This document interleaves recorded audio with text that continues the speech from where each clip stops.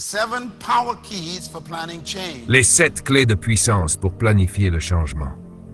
Je vais me concentrer spécifiquement sur les 7 principes de planification de Jésus, les 7 principes de planification de Jésus-Christ. Jésus-Christ nous a donné l'un des principes les plus puissants et pourtant l'un des plus simples pour comprendre la puissance du processus de planification du changement. Je vais aller très vite, donc vous devez écrire rapidement. Les forces les plus importantes sur la Terre sont le temps et le changement. C'est le thème central de notre série cette année. Les forces les plus importantes et les plus puissantes sur la Terre sont le temps et le changement. Parce que ce sont les seules choses garanties dans la vie. Tout le monde doit faire face au temps. Tout le monde doit faire face au changement. La clé de la vie est donc la suivante. Comment gérez-vous le temps et le changement? Cela déterminera ce qui arrivera à votre vie. Voici mon point d'introduction. La clé du succès du royaume sur la terre, c'est d'initier et de planifier le changement. Le changement se produira avec vous ou sans vous. Le temps avancera avec vous ou sans vous. Ces 2 éléments doivent donc être gérés. Et la seule façon de les gérer avec succès est de gérer le temps et le changement. Le succès est donc toujours entre vos mains, parce que tout le monde doit gérer le temps et le changement. Ces 2 choses sont données à tout le monde chaque matin. Le temps et le changement. Personne n'est riche en temps, ni pauvre en temps. Tout le monde a 24 heures par jour. Personne n'est plus riche que les autres en matière de changement. Le changement arrive à tout le monde. Que ce soit ici dans cette église ou que ce soit Donald Trump aux États-Unis, tout le monde fait face au changement. Je veux que vous vous souveniez de ceci. Votre rêve n'est qu'un rêve tant qu'il n'a pas de plan. Vous pouvez rêver du type de vie que vous voulez. Vous pouvez rêver du changement que vous voulez. Vous pouvez rêver du futur que vous voulez. Mais tant que vous ne vous réveillez pas pour commencer à planifier comment y arriver, cela restera seulement un rêve. Voici donc le secret du succès dans la vie. Je vais vous le donner. Le secret de la vie est la gestion efficace du temps et du changement. Le principe clé pour gérer le temps et le changement est la planification. Et la planification est le principe le plus important du succès dans la vie. Je veux le prouver dans cette session.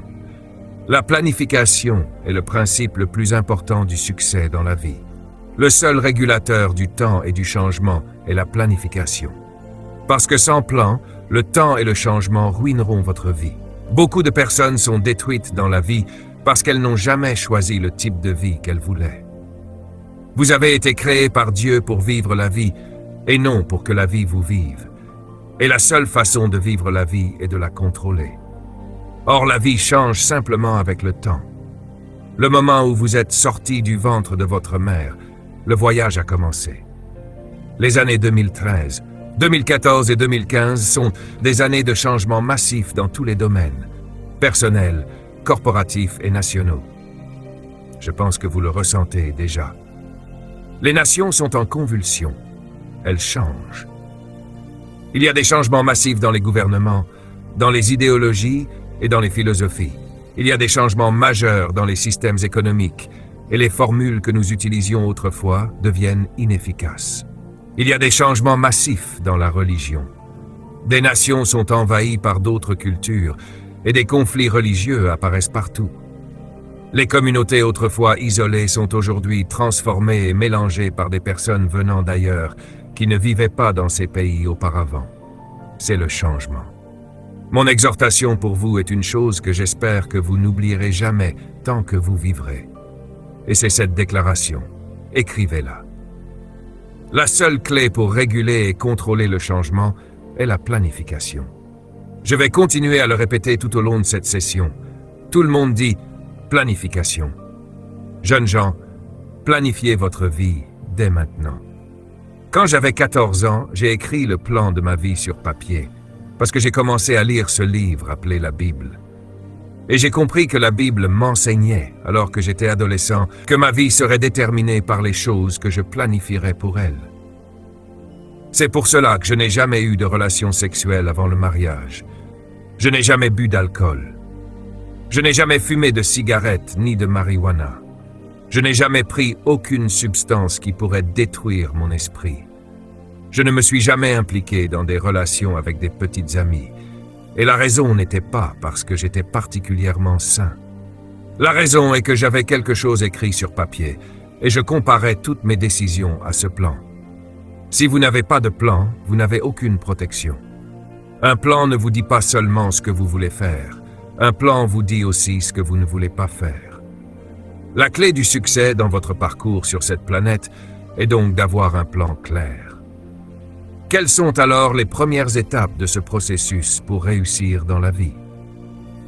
La réponse la plus importante pour gérer le temps et le changement est la planification.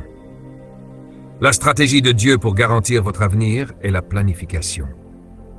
Il y a un verset que nous avons lu lors de notre dernière session, je veux le relire. Jérémie chapitre 29, verset 11. Cette déclaration me montre que Dieu lui-même est un planificateur. Car je connais les projets que j'ai formés pour vous, déclare l'Éternel, projets de paix et non de malheur, afin de vous donner un avenir et de l'espérance. Dieu dit, je connais déjà votre avenir, je l'ai créé. Mais il sait aussi qu'il faut un plan pour vous conduire vers cet avenir. Même Dieu sait que la planification est une exigence pour atteindre une destination. C'est pourquoi le but, la passion et la puissance de la planification doivent être compris. Je veux répéter cette déclaration. Dieu vous a donné un cerveau et le don de l'imagination afin que vous puissiez participer à la création à travers la planification. Aucun autre animal sur la terre n'a la capacité de planifier. Chaque créature que Dieu a créée vit par instinct. L'instinct signifie qu'ils ont une capacité intégrée à réagir ou à répondre aux circonstances. Mais vous et moi, nous pouvons créer les circonstances. Vous êtes donc la seule créature sur la terre qui a le pouvoir de ne pas vivre seulement par réaction. Vous pouvez concevoir votre réponse. C'est pourquoi je considère la planification comme la plus haute expression de la nature divine. Dieu vous a créé comme lui. Il peut planifier pour toujours. C'est pourquoi Dieu est appelé l'alpha et l'oméga. Il connaît déjà la fin parce qu'il l'a planifié. Il est appelé le commencement et la fin parce qu'il a planifié le commencement et la fin en même temps. Il a cette capacité. Et vous aussi, vous avez cette capacité. Vous le faites même sans vous en rendre compte. Vous êtes différent d'un singe, d'un chien ou d'une vache. Les oiseaux ne planifient pas. Ils vivent par instinct. C'est pourquoi Dieu vous commande de ne pas adorer les animaux. Ce sont des créatures instinctives. Certaines religions, comme l'hindouisme, honorent les vaches et d'autres créatures. Mais ces créatures ne peuvent pas planifier. Comment une créature ayant un tel pouvoir pourrait-elle se prosterner devant du bœuf sur 4 pattes? N'adorez jamais un animal. Vous êtes dans la classe de Dieu. La capacité de planifier est ce qui vous distingue du règne animal. Et cela vous rend très important. Notez bien ceci. Un bon plan est comme une carte routière. Il montre la destination finale et généralement, il indique le meilleur chemin pour y arriver. C'est très important. Un plan ne vous montre pas seulement où vous voulez aller. Il vous montre aussi, en général, le meilleur moyen d'y parvenir. Il est préférable de modifier un plan que de ne pas en avoir. Les plans peuvent changer, mais le but reste permanent. Votre but est votre destination. Votre plan est la route pour y arriver. Si vous vouliez aller à l'aéroport dans votre ville maintenant, il y aurait plusieurs routes pour y arriver. Hier, je suis allé à l'aéroport pour déposer mon collègue, le Dr Morgan et sa femme. En arrivant à un certain endroit, il y avait une obstruction. Ils appellent cela un détour. Le détour n'a pas annulé mon voyage. J'ai simplement pris un autre chemin pour atteindre la même destination. La vie fonctionne de la même manière. Quand vous rencontrez une obstruction, ne faites pas demi-tour. Cette obstruction peut être beaucoup de choses. Par exemple, tomber enceinte parce que vous avez pris une mauvaise décision hors mariage. Ne tuez pas le bébé. Gardez l'enfant et prenez un autre chemin. Si votre maison brûle, c'est un détour. Louez un appartement et appelez un architecte. Ne vous suicidez pas parce que votre maison a brûlé. Faites un autre plan. Vous ne pouvez pas avoir un plan B s'il n'y a pas de plan A. Et vous ne pouvez pas avoir de plan A si vous n'avez aucun plan du tout. C'est pourquoi il est essentiel de comprendre que la planification protège votre vie, même contre la dépression et les obstacles. Le livre des Proverbes est un livre puissant lorsque l'on veut comprendre la planification. Proverbe chapitre 20, verset 18. Écrivez-le, s'il vous plaît. Il est écrit, les projets s'affermissent par les conseils, et la guerre se fait avec une direction sage. Faites des plans en recherchant des conseils. Si vous voulez savoir qui je suis dans votre vie en ce moment précis, je suis un conseiller. Et ce que je fais en ce moment est de vous aider à élaborer un plan pour votre vie, pour votre entreprise, pour votre famille, pour votre mariage, pour votre avenir, pour votre carrière et pour votre éducation. Faites des plans. La parole de Dieu dit, recherchez des conseils. Et si vous devez entrer dans un combat, obtenez d'abord une direction avant de commencer. Écrivez ceci, ne choisissez jamais un combat que vous ne pouvez pas gagner. Planifiez d'abord comment vous allez gagner avant de commencer le combat.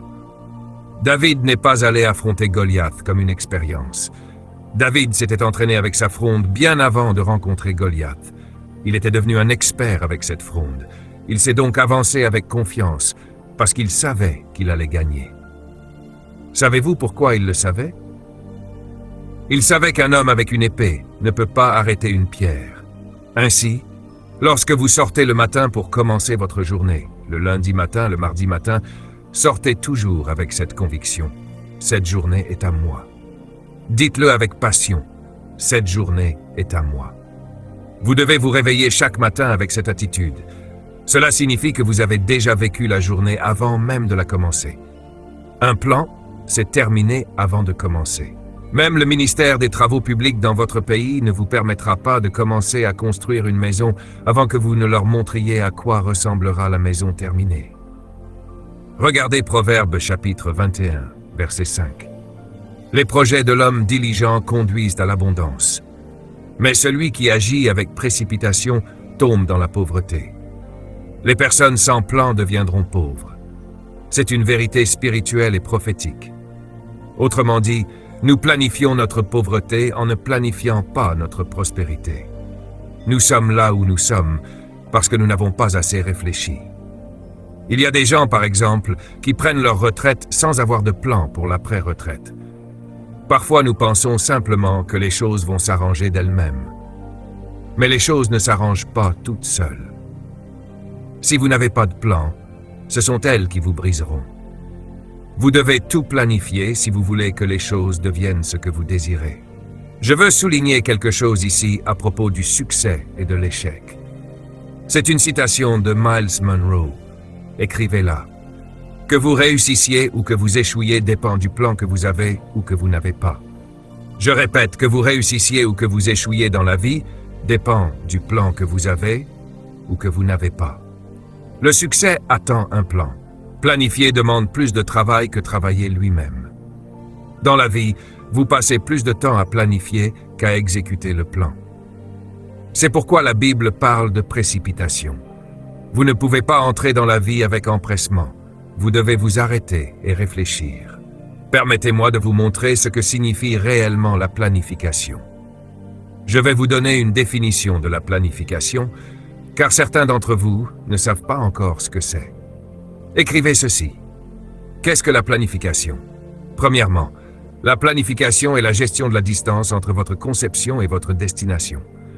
La planification est la gestion de la distance entre votre naissance et votre mort. Elle concerne donc la gestion de cet espace dynamique qu'est la vie.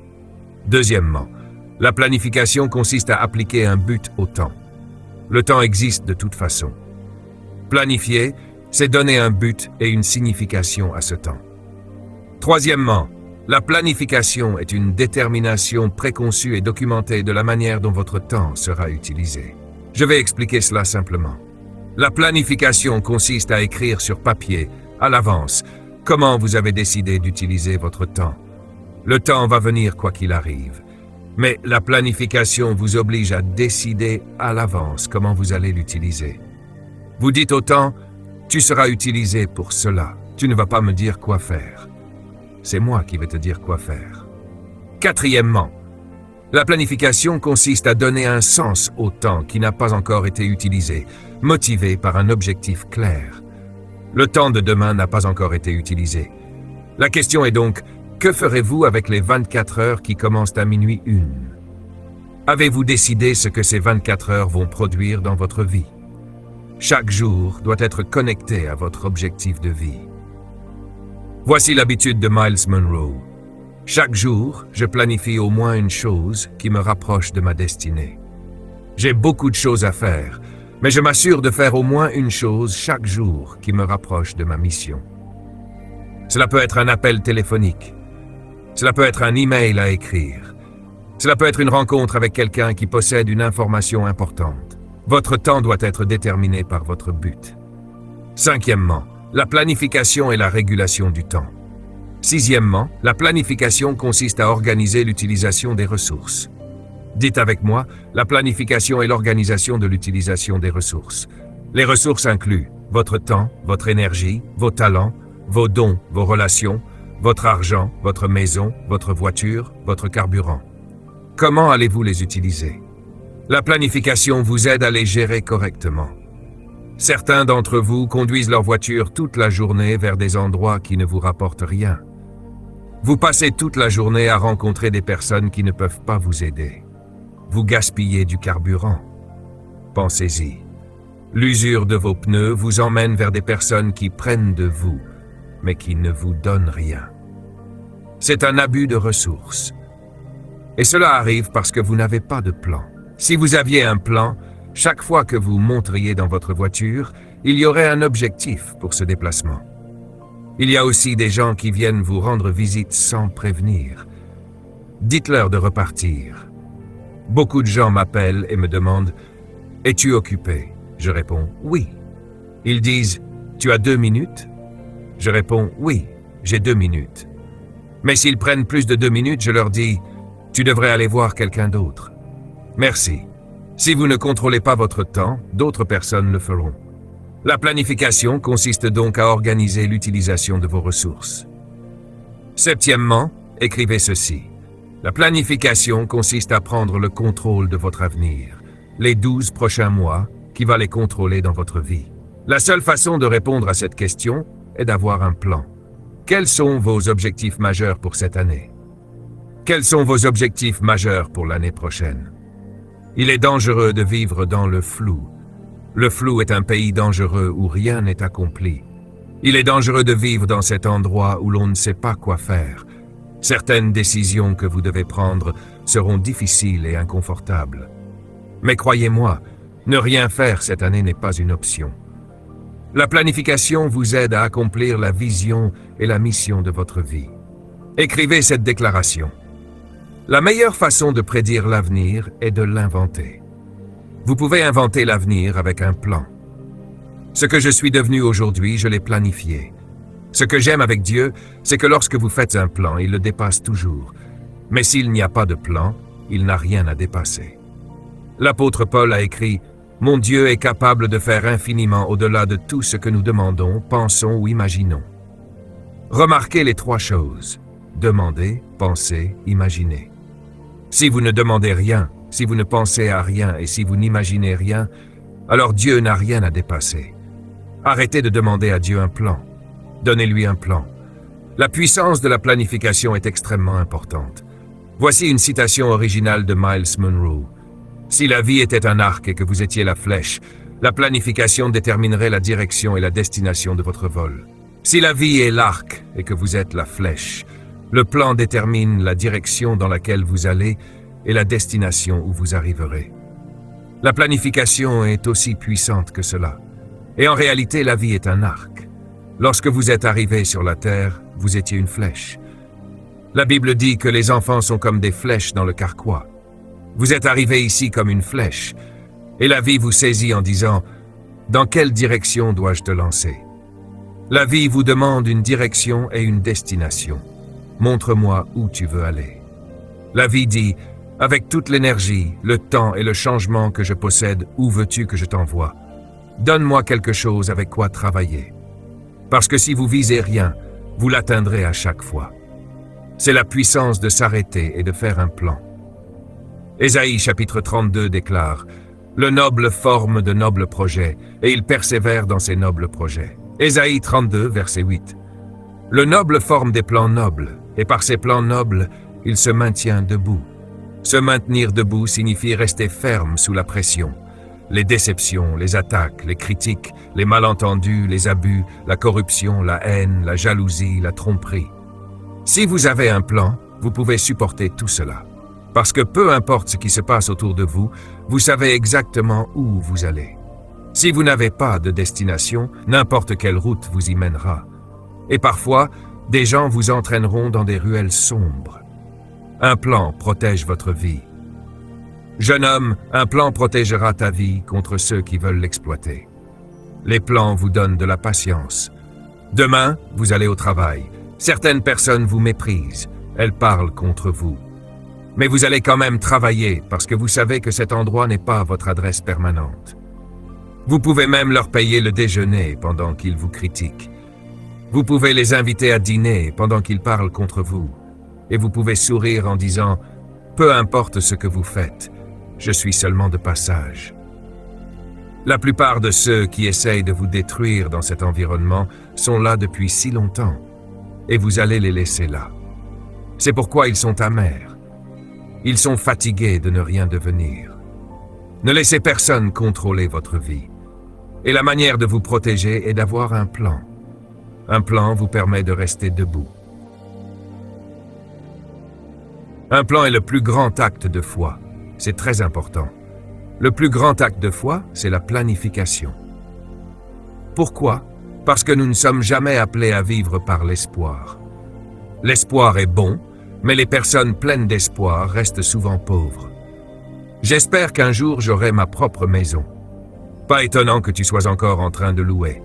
J'espère qu'un jour je commencerai une entreprise. C'est pour cela que tu travailles toujours pour quelqu'un d'autre. J'espère qu'un jour je me marierai. C'est pour cela que tu es toujours célibataire.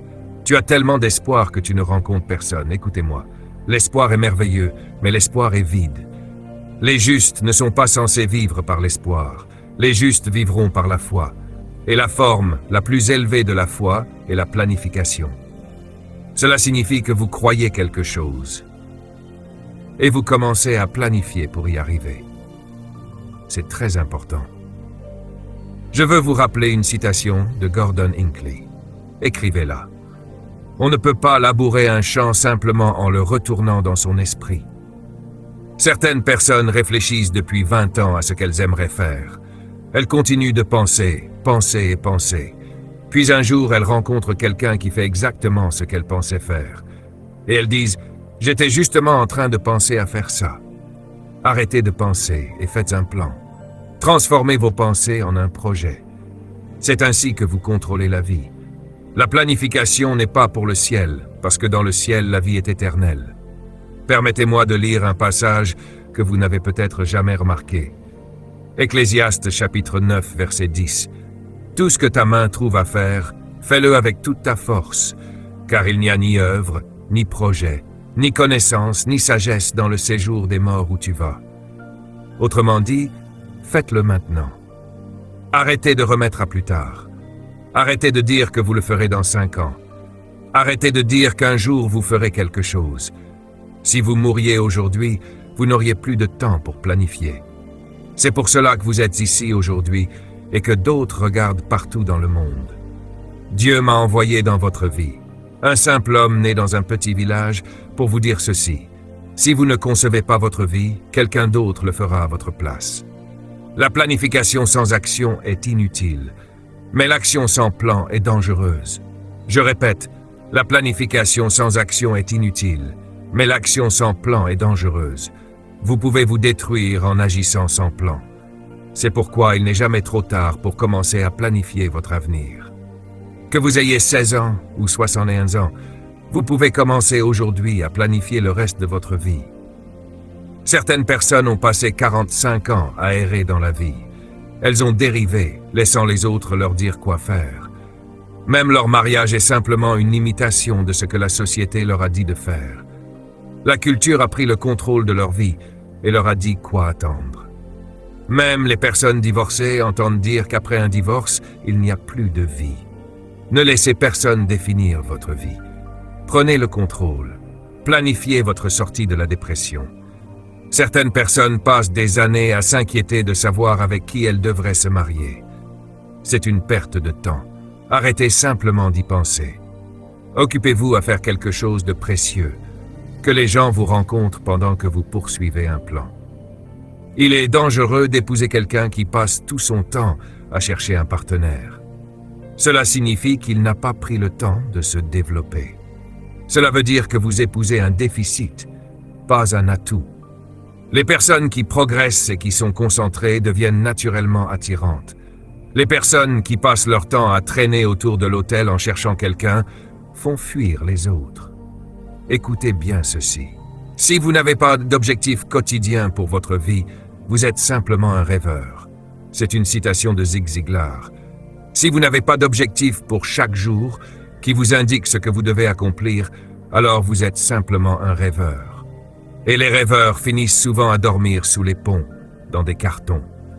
Les rêves ne changent pas votre vie. Les plans changent votre vie. Planifiez votre chemin vers votre rêve. C'est ainsi que vous transformez votre vie. Jérémie dit encore, « Je connais les projets que j'ai formés pour vous. » Cela signifie que Dieu connaît non seulement votre destination, mais aussi la manière d'y arriver. Souvenez-vous, un plan est la distance entre le début et la fin. Dieu a créé votre fin, c'est votre but. Mais il a aussi prévu la route pour y arriver. Et cette route ne concerne pas seulement la destination. Elle sert surtout à vous préparer pour cette destination. Si Dieu veut faire de vous un milliardaire, il ne peut pas vous donner 1 milliard immédiatement. Vous n'êtes pas prêt pour une telle responsabilité. Il doit donc créer un plan pour vous préparer. Ce plan peut inclure une fosse, l'esclavage, des mensonges, une prison, puis un jour on vient vous chercher et on vous donne une immense responsabilité.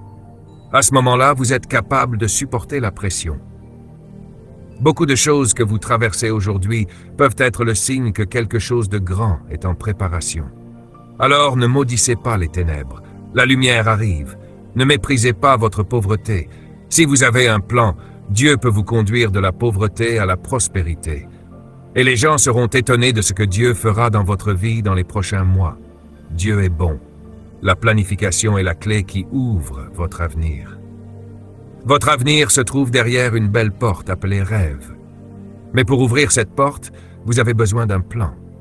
C'est pourquoi nous devons comprendre le but de la planification. La planification trouve son origine dans votre raison d'exister.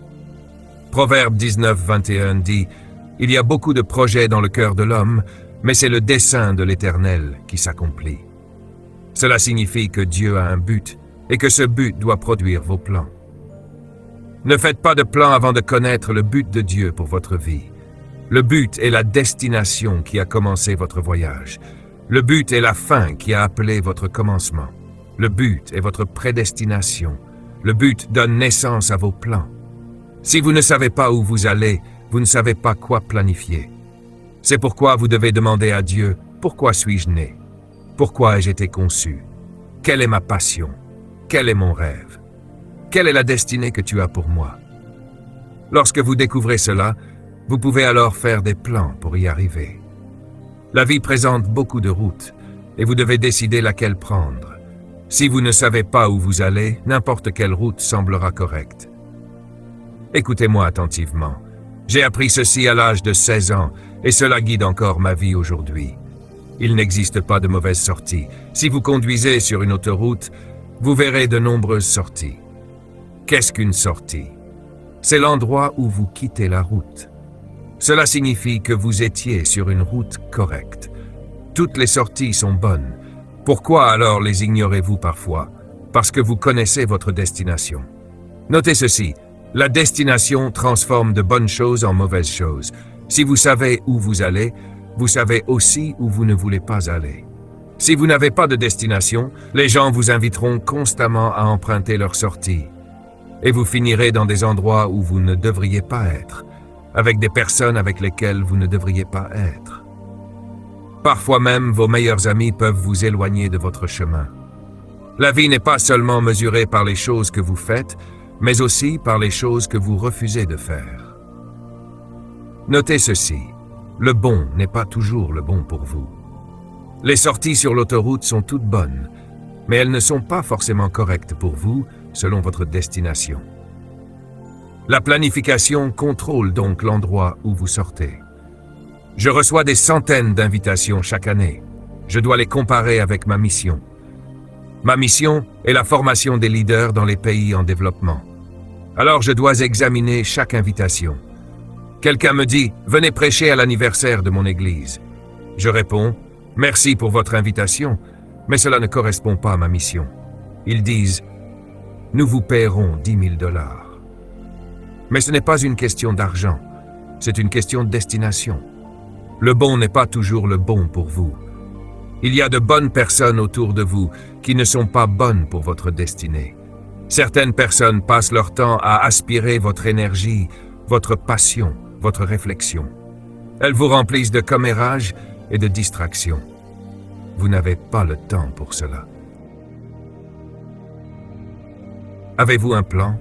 Il vous protège. Parlons du processus de la planification. Écrivez-le, le processus de planification. Permettez-moi d'abord de vous donner une citation. Nos rêves peuvent être réels, mais ce sont nos plans qui leur donnent souffle. Nos rêves peuvent être réels, mais ce sont nos plans qui leur donnent vie. Rêver ne suffit pas. Je ne crois pas à votre rêve tant que vous ne me montrez pas un plan. Les rêves attendent un plan. Proverbe 16, verset 1. Je vais vous montrer maintenant très rapidement le principe de la planification.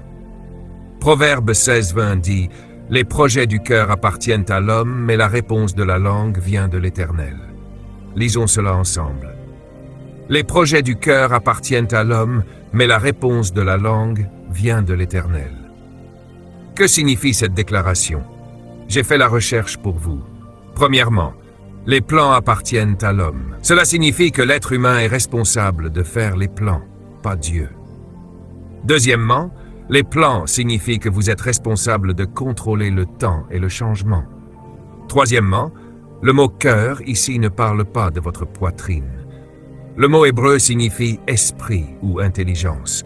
Il parle de votre faculté mentale, de votre intellect. Dieu dit que les plans sont dans votre esprit. Dieu ne vous a pas donné un esprit pour que vous ne l'utilisiez pas. Il vous a donné un esprit et une intelligence pour son dessein. Il voulait utiliser votre esprit pour y déposer une destinée spirituelle. Et cette destinée vient dans votre pensée. C'est important parce que beaucoup d'entre vous ont appris qu'il faut chercher la volonté de Dieu quelque part. Vous avez passé votre vie à la chercher et vous ne l'avez jamais trouvée. Savez-vous pourquoi? Parce qu'elle était dans votre tête depuis le début. Elle s'appelle idée et imagination. Ce sont des dons de Dieu. Votre plan est dans votre esprit. Puis il est écrit, la réponse de la langue vient de l'Éternel. Je vais expliquer cela. Le mot hébreu signifie que Dieu expliquera comment le plan sera exécuté et financé. Alléluia, c'est puissant. Dieu dit, vous faites les plans, et moi je vous expliquerai comment cela se réalisera. C'est mon affaire. Pourquoi? Parce que parfois le plan est si grand que vous n'avez pas les ressources pour l'accomplir. Et c'est justement là que beaucoup de personnes font une erreur. Beaucoup de gens ne planifient pas parce qu'ils pensent qu'ils doivent déjà avoir toutes les ressources. Alors ils ne commencent jamais. Dieu dit, arrêtez cela. Commencez à planifier. Quand vous entrez dans ce bâtiment et que vous regardez le hall, vous voyez une exposition de bâtiments. Ces bâtiments représentent environ 100 millions de dollars de projets. Ils sont déjà terminés dans mon esprit. C'est pour cela qu'ils sont exposés. Toute cette propriété a déjà été conçue et planifiée. Si j'avais attendu d'avoir 100 millions de dollars avant de commencer à planifier, je n'aurais jamais eu de plan. Alors certains me demandent, Dr. Monroe, comment allez-vous construire le centre médiatique? Comment allez-vous construire le centre de leadership? Je réponds, je ne sais pas. Mais j'ai donné à Dieu ce qu'il m'a demandé, un plan. Dieu dit, si vous ne me donnez pas un plan, vous ne me donnez rien avec quoi travailler. Arrêtez d'attendre que Dieu vous bénisse. Attirez sa bénédiction en lui donnant un plan. Et souvenez-vous de ceci. Dieu ne donne pas des ressources pour que vous passiez vos journées en vacances ou à jouer au golf. Dieu ne vous donne pas des ressources pour aller faire du shopping. Dieu vous donne des ressources pour accomplir son alliance et son dessein. Il paie pour sa mission, pas pour vos caprices. Vos plans doivent être alignés avec l'appel de Dieu sur votre vie. C'est pourquoi Dieu dit, fais les plans, et je t'expliquerai comment ils se réaliseront. Quel verset puissant! Regardons maintenant Proverbe 12, verset 5. Les pensées des justes sont droites. Souvenez-vous, les plans sont dans votre cœur, c'est-à-dire dans votre esprit. Donc lisez ce verset attentivement. Les pensées des justes sont droites. Dieu dit, cette idée à laquelle tu penses depuis 25 ans, elle est juste. Et pourtant, vous passez votre temps à chercher la volonté de Dieu. Vous jeûnez, vous demandez des prophéties, vous allez à des conférences prophétiques, vous appelez des gens pour qu'ils vous prophétisent. Mais écoutez bien, personne n'est censé diriger votre vie, même pas un prophète. La Bible dit que la prophétie sert à 3 choses. La confirmation, l'édification et l'encouragement. La prophétie n'est pas donnée pour vous dire quoi faire. Un prophète vient confirmer ce que vous savez déjà. Il vient vous encourager à continuer ce que vous savez déjà devoir faire. Il vient vous édifier pour vous fortifier dans ce que vous avez déjà reçu. Dieu dit, j'ai placé mon plan dans tes pensées. Jeune homme, je te regarde aujourd'hui. Tu es un acteur talentueux. Un jour, tu m'as arrêté et tu m'as dit, Pasteur Mills, je veux créer une entreprise de production de films. Tu n'as pas besoin d'une prière pour cela. Si cette idée est dans ton esprit et qu'elle ne te quitte pas, c'est parce que c'est ce que tu dois faire. Si une idée est dans ton esprit et qu'elle ne disparaît jamais, c'est Dieu. Permettez-moi de vous suggérer quelque chose. Votre esprit est comme un ventre. Et une pensée est comme une semence. Dieu veut féconder votre esprit avec ses pensées concernant la raison pour laquelle vous êtes né. Et lorsque vous produisez cette idée, on l'appelle votre enfant intellectuel. L'iPhone est l'enfant intellectuel de Steve Jobs. Un cerveau peut-il produire des enfants? Oui. Dans certains pays, les esprits sont devenus stériles. Les gouvernements ne produisent plus de nouvelles idées. Quand on commence à adopter les idées des autres, c'est souvent parce qu'on a perdu la capacité d'en produire. Dieu vous a envoyé sur la terre comme un ventre spirituel, parce qu'il a un enfant qu'il veut que vous mettiez au monde. Et cet enfant se trouve dans votre esprit. Dieu vous demande, cette idée à laquelle tu penses depuis des années, pourquoi ne la fais-tu pas naître? Ce ministère n'a pas commencé avec une visite d'ange ou une prophétie. Il a commencé avec une idée. Je l'avais, puis j'ai rencontré d'autres pasteurs. Ils avaient la même idée. Nous avons compris que cette idée ne disparaissait pas. Alors nous avons décidé de la réaliser. Aujourd'hui, ce ministère touche des millions de personnes dans le monde. Qu'attendez-vous? À quoi rêvez-vous? Peut-être que votre culture vous dit que vous ne pouvez rien faire de grand. Peut-être que votre environnement vous limite. Mais Dieu peut vous placer dans des circonstances où vous serez isolé, afin que vous puissiez réfléchir et entendre sa voix. Aujourd'hui, dans un magasin, un jeune homme emballait mes courses. Il m'a reconnu et m'a dit « Je vous ai vu à la télévision ». Je lui ai répondu « Tu sais, moi aussi j'ai fait ce travail. Je travaillais après l'école dans un supermarché à emballer des sacs. » Il était surpris. Il m'a demandé « Vous voulez dire que quelqu'un qui emballe des sacs peut devenir comme vous ?» J'ai répondu « Absolument. Là où vous êtes aujourd'hui n'est pas permanent. Ne mesurez pas votre vie par votre situation actuelle. Mesurez-la par vos pensées. Qu'y a-t-il dans votre esprit qu'a placé Dieu dans votre cœur? C'est là que Dieu vous conduit. Dites-le, je vais y arriver. Je vais y arriver. Dieu dit que les pensées du juste sont droites. Mais il dit aussi, ne cherchez pas conseil auprès des méchants ou des trompeurs. Parce que certaines personnes peuvent provoquer l'avortement de votre rêve. Elles peuvent tuer votre vision avec leurs paroles. Elles diront, qui penses-tu être? Cela n'arrivera jamais. Tu n'as pas l'argent. Tu n'as pas les relations. Tu n'as pas la bonne famille. Ces paroles peuvent empoisonner votre rêve. Certaines personnes veulent simplement que vous restiez comme elles. Ne cherchez pas conseil auprès de ceux qui détruisent les rêves. Protégez votre vision. Protégez l'enfant que Dieu a placé dans votre esprit. Parfois, même dans des réunions importantes, vous devez protéger vos pensées. Parce que certaines paroles peuvent attaquer votre rêve. Et dans ces moments-là, vous devez parler à vous-même intérieurement et garder votre vision vivante. Mais je dois protéger ce rêve à un moment donné. Tu dois parfois mettre fin à une relation ou même rompre un accord contractuel avec quelqu'un parce que cette personne commence à penser négativement. Écoute, note ceci.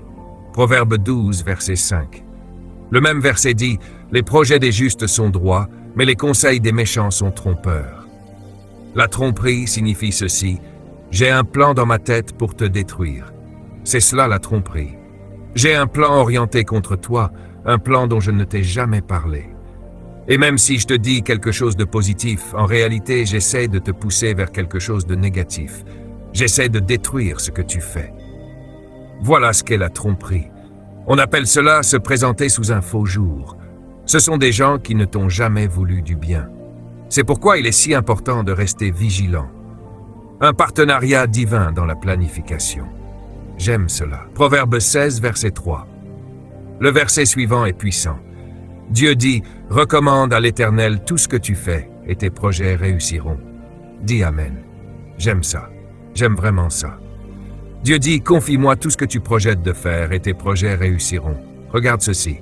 L'Éternel accomplit tout pour ses propres desseins, parce que Dieu va te rendre prospère pour sa réputation. Dis à ton voisin « Cette année, Dieu sera fier de moi. Je vais lui donner quelque chose à accomplir, et il le mènera jusqu'au bout pour en recevoir la gloire. » Alléluia. Applaudissez. Il a dit, je le ferai pour moi-même. Je vais te donner le succès afin que mon nom soit honoré. Je fais cela pour moi. Mais d'abord, tu dois présenter le plan. C'est pour cela que je ne m'inquiète pas pour ce ministère. Vraiment pas. Je dis à Dieu, si cela ne fonctionne pas, c'est toi qui seras embarrassé, pas moi. Je peux quitter cette terre et on continuera encore à parler de toi. Il dit qu'il le fera pour qui? Pour ses propres desseins. Écris ceci rapidement. Premièrement, recommande à l'Éternel signifie soumettre tes plans à Dieu, ainsi que la passion et le but que tu portes dans ton cœur. Deuxièmement, quand la Bible dit que le Seigneur accomplit tout, cela signifie que Dieu est responsable des provisions, des ressources et de la direction du plan que tu lui as confié. Il est responsable de quoi? Des provisions, des ressources et de la direction. Il dit « Laisse-moi m'en occuper ». Cela signifie aussi pour ses propres desseins. Autrement dit, le plan doit accomplir le but ultime de Dieu sur la terre, et non tes ambitions personnelles. Tout plan qui vient de Dieu ne profite jamais uniquement à toi, il profite à l'humanité. C'est ainsi que tu reconnais si un plan vient de Dieu.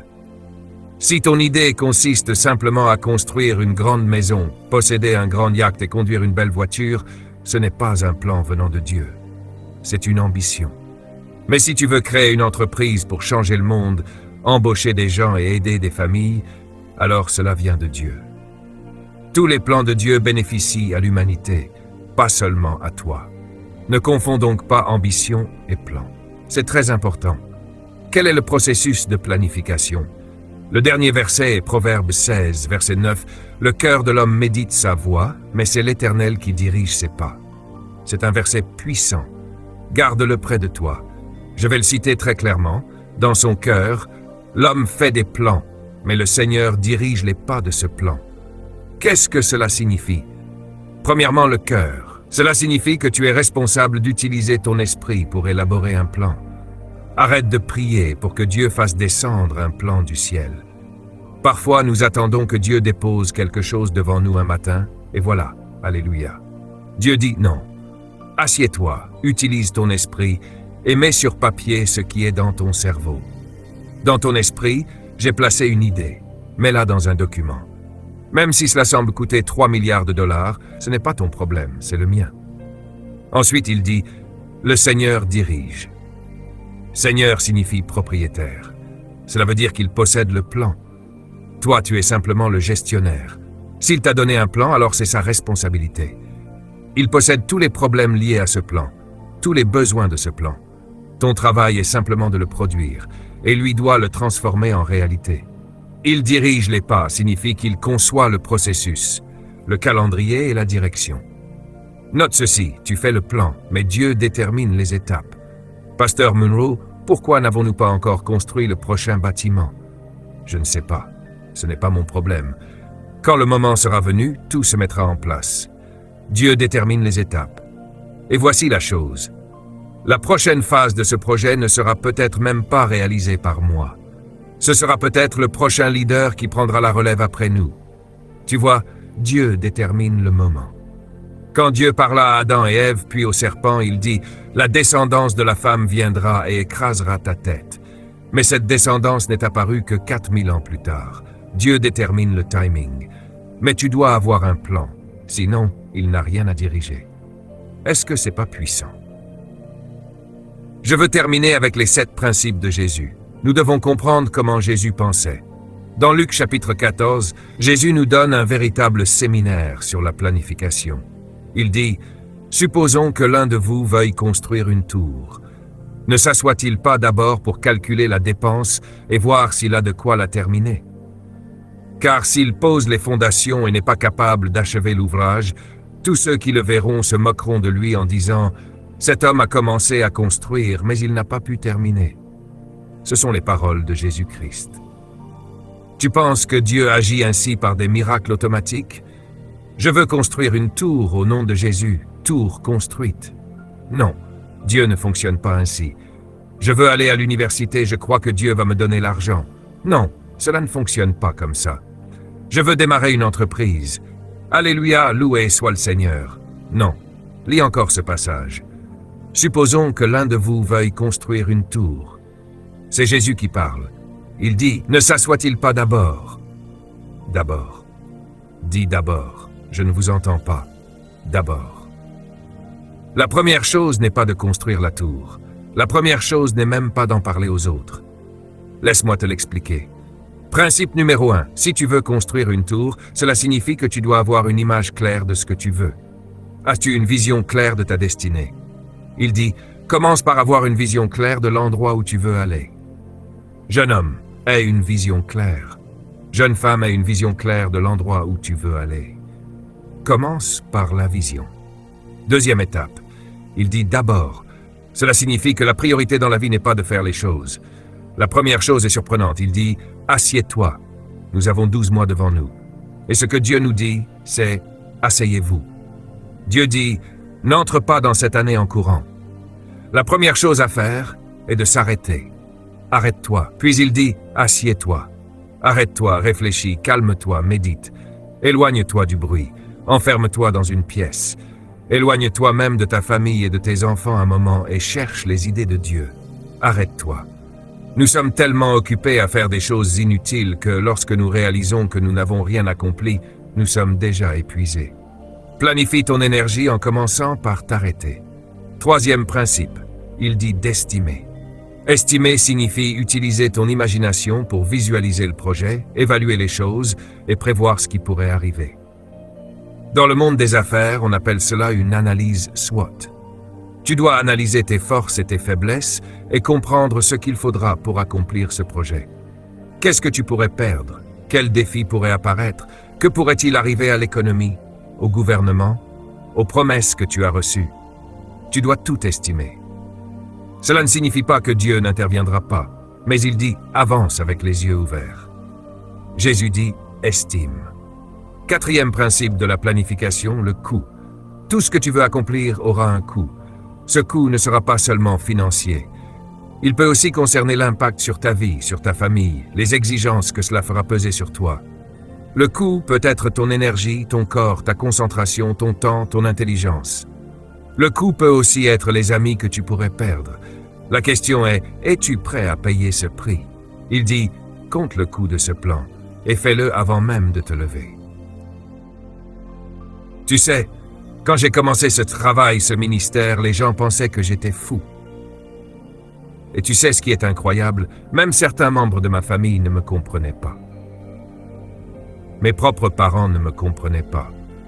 Je remercie Dieu pour mon père qui est ici aujourd'hui. Mon père et ma mère me disaient, « Fils, nous ne comprenons pas vraiment ce que tu fais, mais nous croyons que Dieu est avec toi. Alors fais-le quand même. » Je remercie Dieu pour les bons pères et les bonnes mères. D'autres étaient sceptiques. Pourquoi quittes-tu l'église de ton père? Tu as grandi dans cette église toute ta vie. Ton nom est sur un banc. Et je leur répondais, vous ne comprenez pas. Cette église n'est pas ma destinée. Ne faites jamais d'une église votre destinée. Mon père est ici. Lève-toi, papa. Regardez-le. Il prend des notes de ce que je dis. Il a son stylo, son carnet, et il a 88 ans. Merci, papa. Il est heureux que son fils n'ait pas simplement obéi à la tradition et soit resté dans cette église. Parfois, ta destinée t'éloigne de certains endroits. Tu devrais applaudir là. Ton avenir n'est peut-être pas là où tu es né. Puis-je entendre un amen? Oui, cela peut te coûter certaines relations, même familiales. Quand tu as un plan, certaines personnes ne t'aiment plus. Pourquoi? Parce qu'elles n'ont pas de plan. Et elles veulent de la compagnie dans leur immobilité. Cela aura un prix. 6e principe, assure-toi d'avoir suffisamment. C'est très important. Assieds-toi et calcule avant de commencer. Chaque projet que je lance, je m'assieds d'abord pour calculer. Parfois, je dis à mon fils, je vais faire ceci. Et il me demande, et l'argent? Je lui réponds, ne t'inquiète pas, j'ai déjà réglé cette partie. Quand j'annonce quelque chose publiquement, j'ai déjà vérifié si j'avais suffisamment. Cela demande de réfléchir, d'imaginer. Vous n'avez pas utilisé votre cerveau depuis tellement longtemps que si vous commencez à penser vraiment, vous aurez mal à la tête. Votre cerveau est rouillé. Vous n'avez pas essayé de nouvelles façons de penser depuis des années. La paire de chaussures que vous portez est la même depuis longtemps. Pourquoi? Parce que vous ne voulez même pas réfléchir à autre chose. Votre coiffure est la même depuis des années. Faites quelque chose de différent. Alléluia. La semaine prochaine, quand vous viendrez à l'église, prenez une autre route. Passez par l'autoroute. Regardez un nouveau paysage. Faites simplement quelque chose qui vous pousse à changer et à voir la vie différemment. Même si cela vous coûte un peu plus d'essence, vous aurez une meilleure perspective. Assieds-toi et calcule. Jésus dit, « Vérifie si tu as suffisamment. » C'est incroyable, parce que c'est Jésus qui parle. Cela signifie que Dieu ne veut pas que tu expérimentes ta foi de manière irresponsable. Il veut que tu calcules le mieux possible, même pour savoir si tu peux terminer ce que tu commences. Ensuite seulement il dit, « Confie-le-moi. » Écoute bien ceci. Dieu dit, « Ne me présente jamais un chiffre vague. » Nous disons souvent, « Seigneur, bénis-moi. » Et Dieu répond, « Avec quoi? Donne-moi quelque chose de précis. » Tu dis, « Seigneur, conduis-moi, j'ai besoin d'argent. » Dieu répond, « Pourquoi faire? Combien te faut-il? » Moi, je ne dis jamais simplement, « Donne-moi de l'argent. » Je dis, « Seigneur, j'ai besoin de 4000 $ provenant de 10 personnes. » Pourquoi? Parce que j'ai déjà fait le calcul. Tu dois donner à Dieu une cible. Assez signifie qu'il existe un chiffre précis. Voici le bâtiment, Seigneur. Maintenant, construis-le. Parce que j'ai déjà calculé combien il coûtera, combien coûtera l'équipement, combien coûtera l'entretien pendant 5 ans. Donne-lui tous les détails. Ensuite, Dieu dit, « Maintenant, je peux agir au-delà de ce que tu as demandé. Mais d'abord, tu dois lui donner quelque chose à multiplier. Si tu dis, « Seigneur, je veux construire une maison. » Très bien. Quelle maison? Je ne sais pas. Alors tu resteras locataire. Combien coûtera la maison? Je ne sais pas. Dans ce cas, je ne sais pas quoi te donner. Est-ce que vous me suivez? Vous devriez passer toute cette semaine à vous arrêter. Rentrez chez vous directement après le travail, fermez la porte, éteignez le téléphone et dites « Je m'arrête ». Première étape, s'arrêter. Deuxième, calculer. Troisième, estimer. 7e principe, magnifique. Jésus dit « Vérifie si tu peux terminer ». Dieu veut que tu termines ce que tu commences. Termine ta phase, achève ta mission. Sois comme Jésus-Christ, qui a évalué le coût de mourir sur la croix. La Bible dit « Voici l'agneau qui a été immolé avant la fondation du monde ». Elle dit aussi qu'il a pu supporter la douleur et la souffrance à cause de la joie qui lui était promise. Il a pu endurer la croix parce qu'il avait déjà évalué le coût. Ce coût fut confirmé à Gethsémane lorsqu'il dit à Dieu « Cette coupe va me faire souffrir, mais non pas ma volonté que la tienne soit faite. » Il avait déjà compté le prix. Il a accepté la coupe dans le jardin avant même de mourir sur la croix. C'est pourquoi sur la croix il pouvait dire « Père, pardonne-leur car ils ne savent pas ce qu'ils font. » Il faisait simplement partie du plan. Permettez-moi de conclure. Jésus donne un dernier exemple. Il dit « Supposons qu'un roi se prépare à faire la guerre contre un autre roi. Ne s'assied-il pas d'abord pour examiner s'il peut, avec 10 000 hommes, affronter celui qui vient contre lui avec 20 000? S'il ne le peut pas, il envoie une délégation pendant que l'autre est encore loin pour négocier la paix. Jésus parle ici de planification stratégique. Il ajoute, « De la même manière, celui d'entre vous qui ne renonce pas à tout ce qu'il possède ne peut pas être mon disciple. » Regardez sa logique. 7 étapes. Premièrement, si tu vas à la guerre, cela signifie que tu vas te battre pour obtenir quelque chose dans la vie. Peut-être te battre pour les droits d'autres personnes, pour les libérer de l'oppression. Peut-être te battre pour la justice. Peut-être te battre pour accomplir quelque chose qui aidera l'humanité. Jésus dit, d'abord, assieds-toi. Arrête toute activité. Retire-toi. Isole-toi. Et réfléchis. Ensuite, considère la situation. Cela signifie étudier, rêver, analyser, écrire les détails, les mettre sur papier. Puis il dit, regarde combien de force possède ton adversaire. Quelles sont tes chances? Quelles ressources as-tu pour réaliser cela? Évalue tes ressources et les résistances que tu rencontreras. Quand Dieu nous a parlé pour cette année et nous a dit que ce ministère devait former des leaders du royaume pour transformer la société, je vous ai dit dès le premier jour que j'avais peur, parce que je connais déjà le prix. Vous entendrez le nom de votre pasteur presque chaque semaine. Quand vous vous engagez publiquement, vous passez à la radio, à la télévision, dans les journaux, on parle de vous, on vous critique. Mais Dieu dit, « Je suis avec toi. » Et si Dieu est avec toi dans ta mission, qui peut être contre toi? Tu deviendras victorieux. Mais j'ai compté le coût, 10 000 contre 20 000. Quelles sont tes ressources? Ensuite Jésus dit, si tu vois que tes ressources ne sont pas suffisantes, ne te bats pas. Négocie. Écoute bien. Si tu dois plusieurs années de remboursement à la banque pour ton prêt immobilier, n'évite pas leurs appels. Va les voir pendant qu'ils sont encore prêts à te parler. Assieds-toi avec eux. Et négocie. Parfois, la victoire vient de la négociation. Négocier n'est pas un compromis. Négocier, c'est raisonner pour ton avantage. Ton ennemi n'est pas ton créancier. Ton problème est que tu refuses de lui parler. Prends rendez-vous cette semaine avec la personne à qui tu dois de l'argent. Dis-lui, voici ma situation. Mais voici aussi mon plan. Je prévois de vous rembourser d'ici septembre 2014. Donne-leur quelque chose de concret. Ne traverse pas la rue pour les éviter. Ne te cache pas dans une ruelle. Tu crées toi-même tes ennemis et tu donnes une mauvaise réputation au nom de Jésus. Jésus dit, fais un plan, même lorsque les chances sont contre toi. Puis il conclut ainsi, demande des conditions de paix. En d'autres termes, cherche une solution. Vous êtes ici à l'église, mais vous fuyez vos responsabilités financières. Ce n'est pas la paix, c'est le stress. Vous vous rendez malade. Les gens à qui vous devez de l'argent ne veulent pas vous tuer. Ils veulent simplement leur argent. Négociez. Les gens ne sont pas stupides. Ils savent que vous avez peut-être perdu votre emploi. La première chose à faire est d'être honnête. L'honnêteté, c'est dire « Tu as 20 000, moi j'ai 10 000. Je sais que je ne peux pas te battre, alors trouvons une solution ensemble. Peut-être que tu as de la nourriture et lui de l'eau. Alors échangez. Au lieu de devenir ennemis et de vous détruire mutuellement, arrête de fuir les situations qui semblent être contre toi. Si tu obéis à Jésus, je te le dis, Dieu commencera à faire des miracles dans ta vie. La raison pour laquelle il ne peut pas agir pour toi, c'est que tu désobéis à ses instructions. Il dit, va d'abord régler la situation, puis présente-moi un plan. Ensuite, Dieu pourra agir. Il pourra envoyer quelqu'un d'un endroit inattendu pour payer ton hypothèque en un seul jour. Mais s'il n'y a même pas de plan, comment Dieu pourrait-il travailler avec toi? Parfois, il est nécessaire de partager ta vision avec d'autres. Tu peux te rendre à la banque, présenter ton projet, et au cours de la discussion, ils peuvent changer de perspective. Ils pourraient dire « Nous ne savions pas que vous aviez cette vision.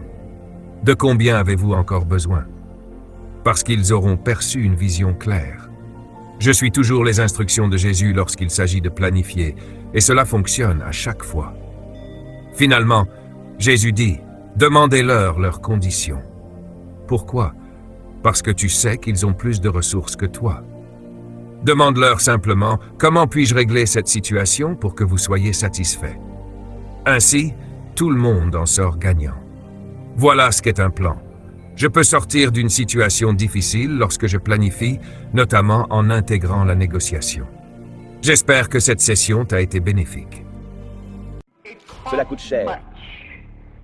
Et cela en vaut la peine. Quand je marche à travers la vallée de l'ombre de la mort, je ne crains véritable preuve de la présence du Saint-Esprit dans une vie est la puissance. Votre vie doit être contrôlée par ce qui est bénéfique. Ne pleurons jamais lorsque nous sommes confrontés à des défis.